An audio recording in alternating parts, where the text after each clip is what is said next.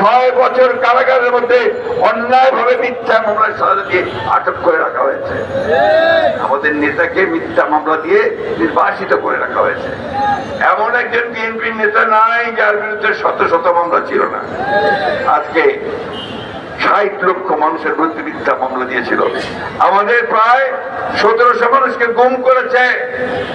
আমরা এই 24 জুলাই এবং আগস্টে আমরা একসাথে একজোট হয়ে ছাত্র জনতা আমরা সেই ভয়াবহ ফ্যাসিস্টকে দেশ থেকে বিতাড়িত করেছি।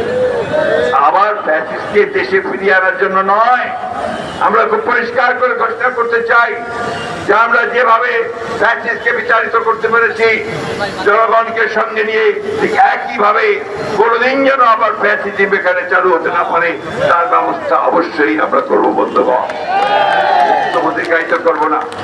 আপনাদের কাছে আমার একটা অনুরোধ থাকবে যে আমরা যারো কারো পরে ফাঁটা পাতা ফাঁদে পা না দেয়, তারা চেষ্টা করছে আমাদেরকে উত্তেজিত করে তাদের পাতা ফাঁদে পা দেওয়ার জন্য, যাতে আমরা উত্তেজিত হয়ে যাই।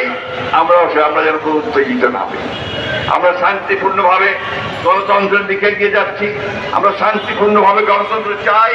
আমাদের লক্ষ্য এখন একটাই যে বাংলাদেশে এই 26 ফেব্রুয়ারিতে নির্বাচন হতে হবে, যেটা আমাদের তারেক রহমান সাহেব প্রধান উপদেষ্টার সঙ্গে লন্ডনে আলাপ করে ঠিক করেছেন।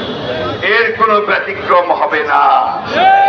তারপরে তোদের মাথা বিগড়ে গেছে যখন প্রধান উপদেষ্টার সঙ্গে তারেক রহমান সাহেব নিশ্চিত করে ফেলেছেন যে এইবার নির্বাচন হবে, তখন থেকেই তাদের মাথা বিগড়ে গেছে।